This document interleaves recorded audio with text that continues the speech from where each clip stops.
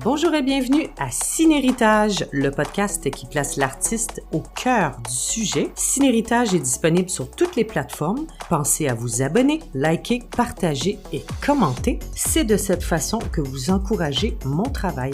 Merci à l'INIS, partenaire présentateur. Bonne écoute! Génial, donc je me sens hyper fébrile.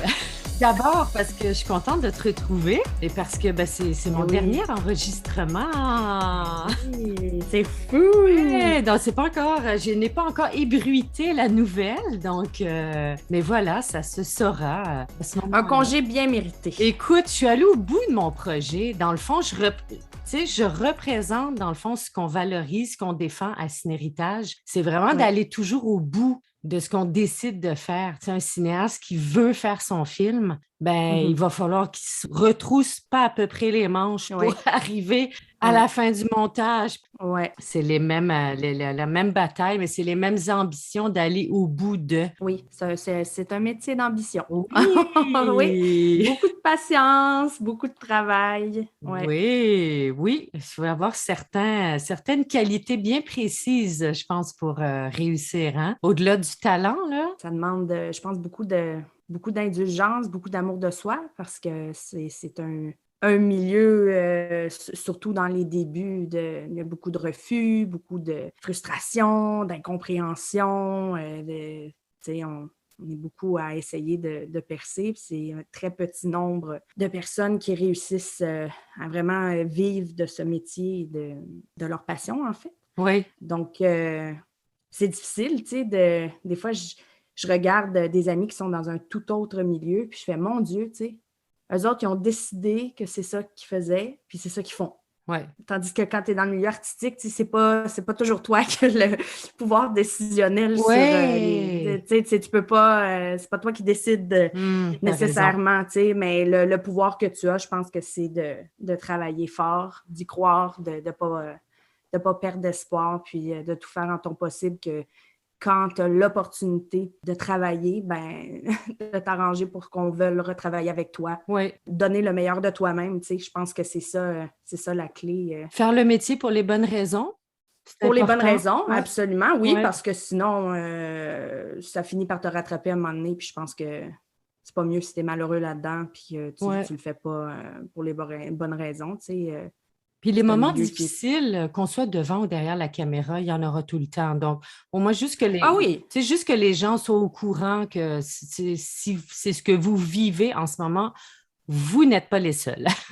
Ah non, vraiment pas. Puis il faut l'accepter, parce que si tu vis mal avec ça, je pense que c'est peut-être pas la bonne avenue, mais je pense qu'il y a des difficultés dans n'importe quel métier, pas juste dans le milieu des arts, là, c'est juste des contraintes différentes. Ouais. Il faut que tu sois capable de vivre avec. C'est pas toujours facile, mais à un moment donné, il faut que tu prennes le dessus puis que continue d'avancer. Puis, exact. En sachant très bien que les difficultés vont peut-être arriver encore, encore, mais jamais fini. C'est ça. Il ne faut pas baisser les bras. Écoute, ça devient presque nos amis tellement ils sont souvent sur notre chemin. Quand il n'y en a pas de difficulté, tu sais, Ouais. Sacha, tu es une actrice québécoise.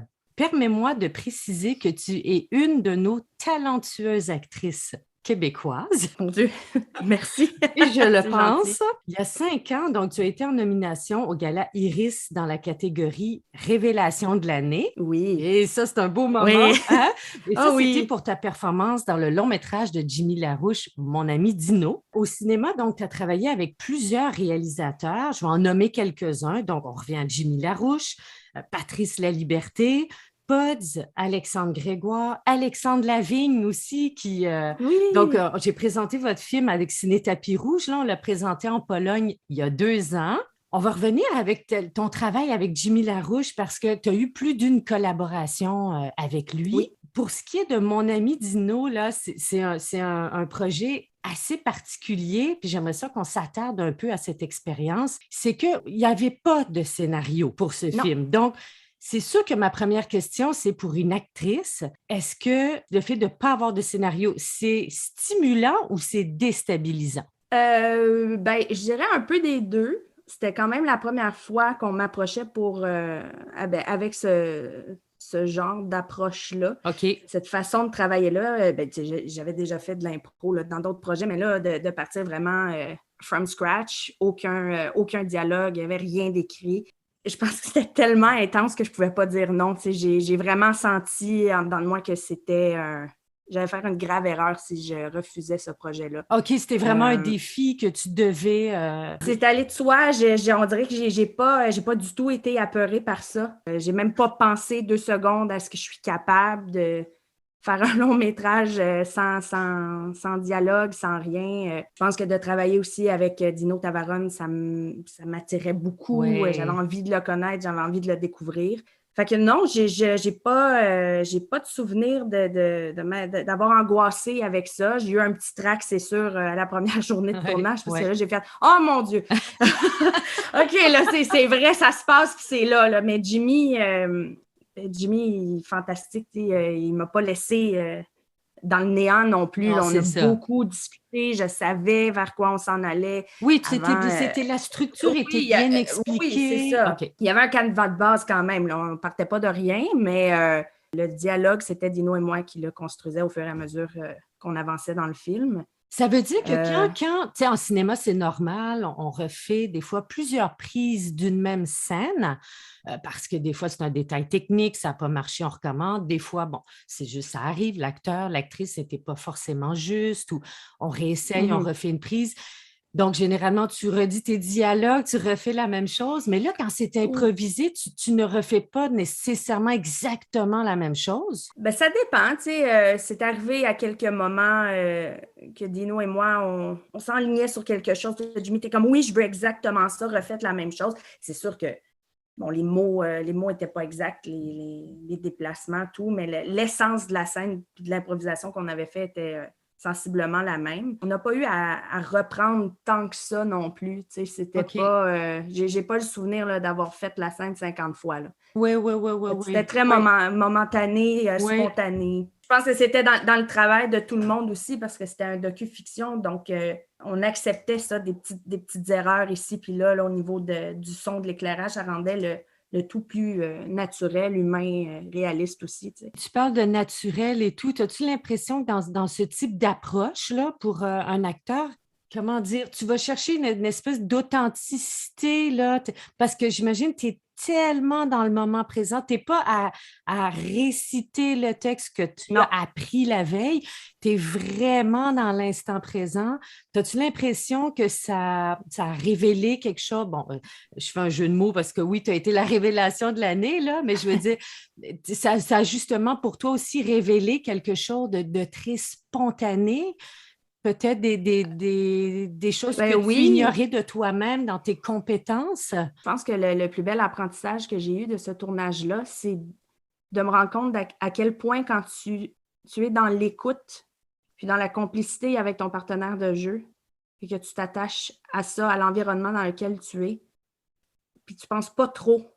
Tu sais qu'il faut que tu t'en ailles à quelque part dans la scène, mais il ne faut pas trop tu y penses parce qu'après ça devient mécanique. Il y a quelque chose de pas naturel. C'est un niveau de jeu qui est très difficile à atteindre parce que moyennement que tu te mets à trop penser, là, ça paraît, puis on n'est plus du tout dans le même niveau de jeu. Je me suis beaucoup rattachée à Dino ou à l'entourage, l'ambiance qu'il y avait dans la salle. Là, surtout, on a tourné une scène dans un vrai centre de soins palliatifs. Puis, les patients étaient là. Ils n'ont pas vidé la place pour le tournage. La vie continuait. La vie et la mort continuaient, hein, parce qu'il y a des gens qui décédaient pendant qu'on tournait. Donc, il y avait vraiment quelque chose de... Je pouvais pas ne pas être dans la situation. C'était tellement facile. Puis, ça n'en prenait peu là, pour se rattacher... au naturel. Là. Donc, ça prend beaucoup d'écoute mutuelle entre les deux. Il y a une chimie aussi, tu sais. C'est sûr que Dino, je ne l'ai pas rencontré en arrivant sur le plateau. On a passé une journée complète ensemble avant pour parler de ça, parler de sa vie, que j'apprenne à mieux le connaître, à mieux le saisir. Je jouais sa fille. C'est ça. Quand même. J'ai rencontré sa fille aussi. Et puis, je me suis beaucoup...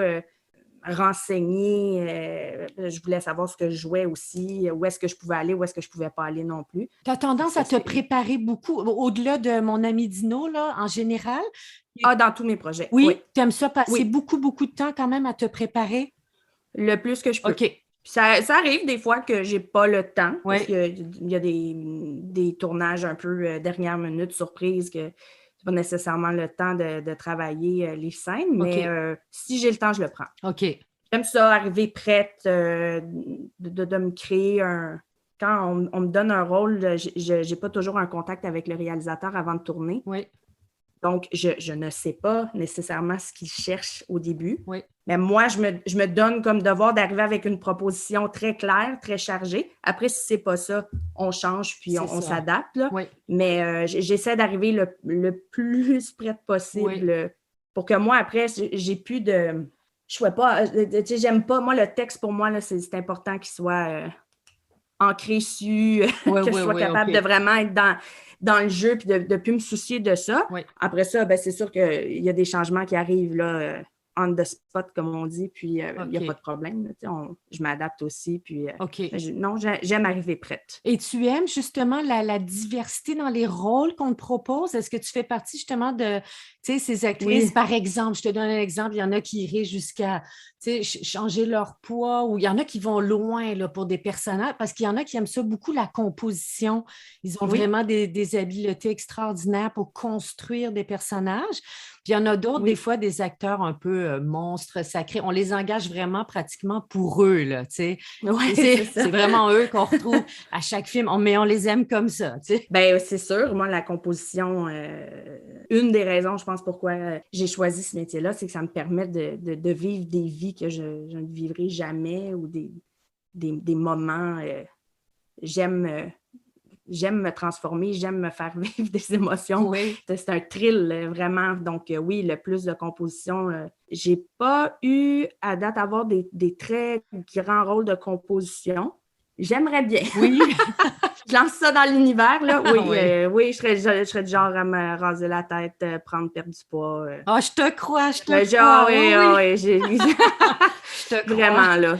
Oui, j'aimerais vraiment ça. Ton potentiel peut aller très loin, puis c'est ça, c'est ça qui est le fun, tu sais. Es-tu d'accord si je dis que c'est sûr que ça prend du talent, mais tu sais, le talent, le charisme, ce qui se voit à l'écran, j'ai l'impression que c'est pas forcément quelque chose qui s'apprend, sinon peut-être que tout le monde serait bon devant une caméra, mais au-delà de ça, il y a une base, il y a quand même une formation, une certaine formation à avoir pour y arriver, même si on est talentueux, ça reste quand même technique. Est-ce qu'il y a des conseils qu'on t'a donnés au début de ta carrière qui encore aujourd'hui te servent? Oui, absolument. C'est sûr, je pense que moi, j'ai fait l'école de théâtre, donc c'est sûr que j'ai une formation de 4 ans sur scène. Puis quand je suis sortie, c'est tout de suite télévision. Fait que, un gros changement de médium. Ma crainte, c'est sûr, c'était de jouer trop gros. Puis quand je faisais mes premières auditions, donc j'ai eu un coach qui m'avait dit, c'était « Pense que la caméra là, est vraiment comme à 2 cm de ton visage. Donc, pense qu'il y a vraiment quelqu'un qui te regarde en proximité. Donc, laisse le spectateur venir à toi. » Ah oui. Va pas vers le spectateur. Puis il y a comme quelque chose en moi qui a fait « Ah, OK, tu sais. » Oui. Vraiment plus petit. C'est tout aussi chargé, mais c'est vraiment plus en finesse, plus petit. Puis il y a eu un déclic pour moi qui s'est fait avec ça. Puis j'ai compris comment gager les deux médiums là, facilement, puis de passer d'un à l'autre. Puis je dirais aussi, on m'a dit « Écoute. » Sois toujours attentif à tout ce qui se passe sur le plateau. Écoute les conversations entre le DOP puis le réalisateur. Écoute les conversations entre le preneur de son puis l'accessoiriste. Écoute. C'est la meilleure façon d'apprendre, puis c'est ce que je fais. J'essaie le plus possible sans nécessairement me déconcentrer non plus. C'est sûr que si j'ai une scène qui me demande plus de concentration, je ne fais pas ça, mais j'essaie de ne pas être sur mon téléphone, de vraiment regarder. Parce que, tu sais, c'est un travail d'équipe. Tout le monde travaille ensemble. Fait que moi, j'essaie de voir le travail que tout le monde va faire là, dans la prochaine take. Fait que j'essaie de vraiment rester concentrée là-dessus. J'ai beaucoup appris comme ça, par les autres, par les comédiens qui ont plus d'expérience que moi. Je les regarde beaucoup jouer, je les regarde faire, je regarde leur méthode. OK, tu sais, tel comédien travaille comme ça, un autre va travailler, ils ont toutes des méthodes différentes. Oui. Puis, c'est un apprentissage dans l'écoute. C'est un apprentissage, oui, vraiment. Puis des fois, je les essaie, puis je fais « Oh, OK, non, cette technique-là, pour moi, ça ne fonctionne pas. » Tandis qu'il y a d'autres que je fais « Ah ouais, ça, c'est vraiment un bon truc. » Puis je vais le refaire sur un autre plateau ou pendant une audition. C'est génial, là, ton approche. Vraiment. Oui, vraiment. Ouais. Oui. Fait que je suis beaucoup dans... J'analyse beaucoup. Puis j'aime faire ça aussi. Mais c'est bien parce que tu l'appliques, tu sais, admettons, je ne sais pas, OK, cette méthode-là, j'ai jamais vraiment essayé, donc je vais l'essayer, je vais l'appliquer. Mais finalement, tu dis, bon, tu es capable de dire, non, ça, finalement, c'est pas pour moi. Non, c'est ça. Je l'essaie. C'est ça. Je vais l'essayer. Puis, c'est ça. Je pense qu'il y a des méthodes qui fonctionnent pour certains, d'autres qui ne fonctionnent pas. Je vais aussi, tu sais, regarder comment le réalisateur va diriger les comédiens avec qui je joue aussi. Parce qu'on, c'est ça, on apprend en se regardant jouer. C'est ça. Donc, fait que l'écoute sur le plateau, une écoute active. C'est bien ça. Quand vient ce moment-là où tu es quand même très focus sur ton personnage, là, puis il y a des scènes, évidemment, qui sont parfois plus exigeantes à faire. Inversement, comment tu arrives justement à oublier tout ce monde-là, tu sais, qui entoure la caméra, puis pour te refaire une espèce de petit cocon là, de concentration? Comment tu y arrives? Ben, moi, d'emblée dans la vie, je suis quelqu'un qui a besoin d'espace. OK. J'ai toujours été comme ça. Je suis quelqu'un, j'aime énormément être entourée. J'ai une très grosse famille. J'aime être... Puis justement, j'ai 4 frères. Ah oui, OK. Donc, chez nous, ça brassait, ça bougeait. J'ai des parents... Des parents avec des grosses personnalités, puis on est italien chez nous, ça parle fort, il y a tout le temps du monde à la maison, tout ça. Puis moi, j'ai comme eu besoin rapidement de me créer une bulle. OK. Donc, ça m'arrivait des fois, je rentrais de l'école, puis là, j'avais pas nécessairement envie de parler avec tout le monde. Donc, à table, j'ai appris à me créer une bulle. Donc, je suis là, mais je suis pas là. OK.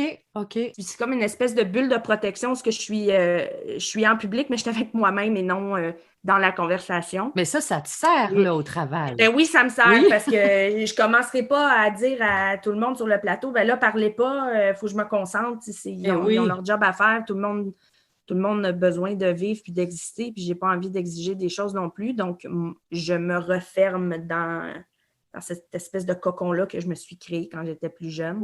Je suis capable de penser, de fonctionner, d'être dans ma bulle, malgré le brouhaha qu'il peut y avoir sur un plateau autour de moi.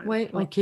Puis si ça arrive des fois, là, s'il y a vraiment trop de bruit, puis je vais m'éloigner, je vais aller plus loin, me concentrer, je vais revenir. Puis ça doit te servir aussi, je suppose, quand tu arrives à l'étape des auditions. Ça reste quand même une étape stressante, dans le sens que surtout quand tu veux absolument avoir un rôle, tu as vraiment l'impression que tu es la personne pour ce rôle-là.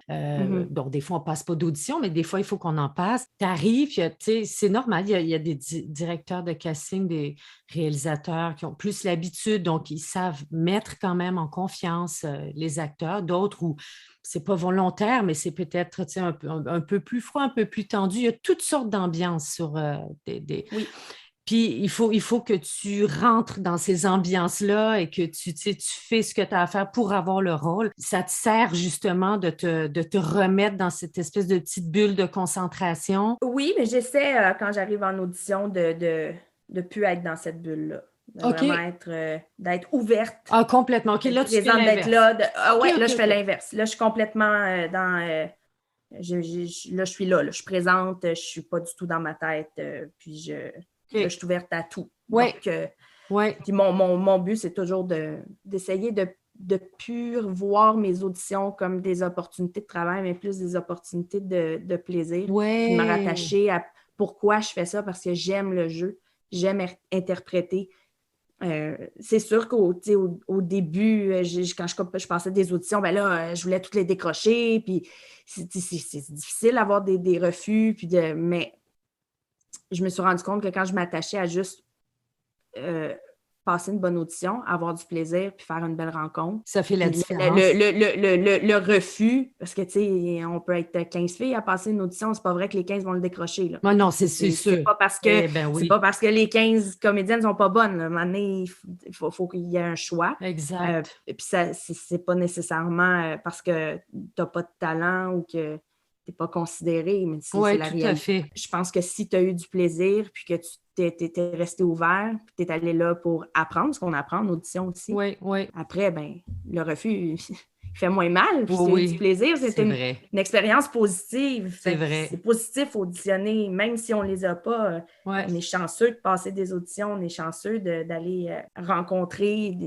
Moi, j'ai décroché des choses des années plus tard à cause des auditions que j'ai fait auparavant. Ah oui, hein? Donc, il faut toujours penser comme ça aussi, que ça ne s'arrête pas là nécessairement. Oui, ça, c'est un bon point. Ce que tu dis, là, j'y crois beaucoup. Exactement. Des fois, c'est pas... On est trop pressé, des fois, on pense que, oh non, si c'est pas maintenant, c'est foutu, c'est la catastrophe. Puis finalement, non, ça ouvre des opportunités, des fois, à moyen et même long terme. Vraiment, tu sais, c'est pas toujours facile, là, non plus, de se dire ça, là, parce que des fois, tu veux que les choses avancent plus vite, mais c'est stressant, une audition, mais je pense qu'il faut vraiment virer ça en positif. OK. Et as-tu déjà réussi à développer des relations avec les cinéastes où, tu sais, à un moment donné, on oublie un peu les mots, tu sais, dans la direction d'acteur. Des fois, c'est juste, vous vous regardez, puis vous le savez, OK, on recommence, pas besoin de se le dire. Ou as-tu réussi à développer ces complicités? Je dirais plus au cinéma qu'en télé, parce que ça va, on le sait tous, ça va plus vite en télévision, il y a moins de temps. Ça m'est déjà arrivé, bien sûr. C'est plus avec des réalisateurs avec qui je suis à ma deuxième, troisième production. C'est ça, hein? Ouais. Là, on se connaît plus, on a déjà travaillé ensemble. Là, je sais ce qu'il veut. Fait que m'est arrivé de faire OK. On se dit rien, là. C'est juste, c'est beau, j'ai compris, tu sais. Donc, mais je pense que généralement, ça me prend un petit temps ou de retravailler ou après plusieurs journées de tournage. Oui, c'est ça. OK. Là, il y a comme, quand tu cesses bien la personne, il y a de moins en moins de mots. Oui, c'est ça. À la fin du tournage. Exactement. Là. C'est ça. OK. Un petit doigt qui bouge. Par contre, ça m'est déjà arrivé avec des réalisateurs aussi. Il y en a qui utilisent juste des mots-clés pour diriger. OK, oui. Moi, j'aime ça. Honnêtement. Je trouve ça. Je trouve que ça te garde dans l'action. Puis c'est straight to the point. Puis moi, je fonctionne bien avec ça aussi. Okay. J'aime ça. Je trouve ça le fun. Puis des fois, ça. À un moment donné, je m'étais fait dire Pierre Tombal, OK, c'est bon. C'est bon. J'ai tout compris tout de suite, là, tu sais. Fait que, non, c'était le fun. J'aime ça des fois aussi. OK. Il a travaillé dans une espèce de petite vitesse. Il y a quelque chose de. T'as pas le temps de trop penser, puis c'est spontané, puis Écoute, il y a des acteurs qui s'identifient totalement à leur personnage. Hein? On a déjà entendu ce type d'histoire. Donc, ils ramènent à la maison un peu les humeurs du personnage. Ils ont de la misère à décrocher. Il y en a qui savent très, très bien arriver sur le plateau. Puis, OK, si j'ai à jouer un fou, ben, tu sais, OK, hop, je joue et je redeviens moi-même après. Il y en a qui ramènent le fou à la maison, tu sais. Comment tu fais, toi, justement, pour pas essayer de tomber dans ce petit jeu qui peut être malgré tout dangereux? Oui. Je l'ai déjà expérimenté. OK.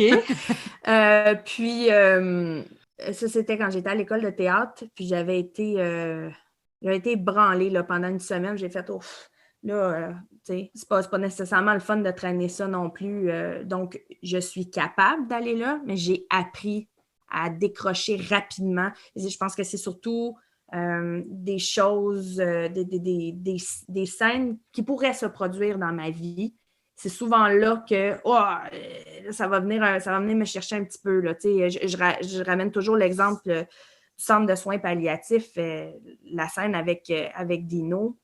Son lit de mort. Écoute, cette journée-là a été difficile pour l'équipe au complet là, parce que, veux pas, quand on disait couper, on entendait les respirateurs des vrais patients dans le couloir. Là. Fait qu'il y avait une ambiance aussi morbide que sereine. Il y avait vraiment quelque chose de puis ce tournage-là, je me rappelle, le soir, je suis rentrée chez moi, puis j'ai appelé mes parents, je pleurais à chaudes larmes, j'étais vraiment à l'envers.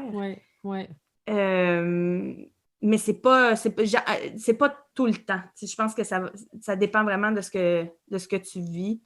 Mais généralement, j'essaie le plus possible on passe à autre chose. Oui, c'est ça. La scène est faite, c'est fini. Ça va être plus au début dans ma recherche de personnage. Je vais tout le temps penser à ça. Oui. J'ai essayé de vraiment... donc, oui, des fois, je peux être un peu... plus dans ma bulle, dans ma tête, que dans l'émotion du personnage. Mais tu peux l'essayer, par exemple, Ben là, je parle plus avant. Là, on parlait beaucoup de ramener les humeurs du personnage après. Ouais. Parce que c'est sûr, tu quittes un plateau, puis ça a été par moments intense et tout. Donc, tu ramènes ça à la maison. Généralement, c'est ça. À la maison, je vais plus ramener le bonheur d'avoir fait une scène intense. C'est plus sage. De faire comme « Ah, ouais, c'est écœurant, on a tellement eu du fun, la scène est malade. » Puis là, tu sais, je vais plus être dans cette énergie-là. Tandis que le ramenage à la maison, moi, je l'ai plus avant. Oui. Parce que là, je suis beaucoup dans ma tête, je pense beaucoup à... En préparation. Ce que je vais faire à mon... Oui, j'essaie de penser comme mon personnage. Puis Par exemple, tu as un personnage qui a des grandes phobies et tout. Est-ce que tu vas justement... tout de suite commencer, je ne sais pas moi, à t'imaginer que toi, si tu vivais ce que vit ton personnage... Oui, à 100%. Ah oui, OK, à 100%. c'est ça. Ouais. J'y pense. Ouais. Je vais pas me mettre à halluciner des araignées partout, là, mais j'y pense tout le temps. Je pense toujours à mon personnage. Ça devient quand même un peu obsédant par la force des choses, quand même au début, dans la préparation. Bon, il y a des rôles mais je trouve ça le fun aussi. Ça te permet, c'est ça, tu vis des émotions qui ne t'appartiennent pas. Exact. À les trouver en toi. Oui. Puis, que tu les crées parce que c'est pas des émotions qui nous appartiennent. C'est vrai. Écoute, en terminant, Sacha, moi, je trouve toujours que ça passe trop vite. Mon Dieu, déjà! Je le sais, je le dis souvent, mais je le pense tout le temps. Qu'est-ce que tu veux? C'est fou. J'ai beaucoup de plaisir. C'est vraiment c'est la partie de Ciné-Héritage qui va beaucoup me manquer parce que c'est de prendre le temps de jaser de ces choses importantes, tu sais, puis de les partager avec les autres, du partage d'expériences et tout. Je trouve ça vraiment très intéressant et très formateur. Oui. Mais c'est ça. En terminant, on parlait tantôt que peut-être tu n'étais pas allé encore et ça va venir, je ne m'inquiète pas là-dessus, vers des rôles un petit peu plus de composition. Mais si je te donnais là maintenant carte blanche pour te dire qu'est-ce que tu aimerais jouer, tu sais, qu'est-ce qui te fait rêver en ce moment, ce serait quoi, par exemple? J'aime les rôles de femmes fortes et de femmes violentes. Oui, OK. Il y a quelque chose dans la violence féminine l'agressivité féminine, je trouve qu'on en voit de plus en plus, mais j'aime sortir du cadre de la femme qu'on voit depuis des années. Là. J'aime, dans la force, un soldat, dans la vie, je ne ferais jamais ça. J'ai tellement peur des fusils. Je suis tellement pas... je le dis toujours, là, mon Dieu, s'il fallait que mon enfant parte à la guerre, je ne l'empêcherais jamais, mais mon Dieu. Donc, de jouer des choses qui sont très loin de toi, qui sont loin de moi, qui me font peur, qui me challenge. C'est beaucoup ça, là, dans la force, dans l'agressivité, dans la violence, il y a quelque chose qui m'attire beaucoup là-dedans. Ben écoute, je vais t'en souhaiter à la tonne. Carole Prage, ce serait bien le fun. Mais je comprends tout à fait, oui, quel chemin tu voudrais emprunter. Puis écoute, pourquoi pas, effectivement, dans ce cadre de ce type de personnage féminin, c'est vrai qu'on commence à en voir un petit peu plus, là. Parce que, les femmes aussi ont quand même du tempérament et de la force en elles. Donc, écoute, merci beaucoup d'avoir accordé du temps à Ciné-Héritage. Ben, merci à toi de m'avoir invitée. C'est toujours un plaisir. C'est déjà la fin. Merci beaucoup d'avoir consacré du temps à nous écouter. Merci de vous abonner, liker, partager et commenter. Alors voilà, j'ai déjà hâte de vous retrouver dans le prochain épisode. À bientôt et portez-vous bien.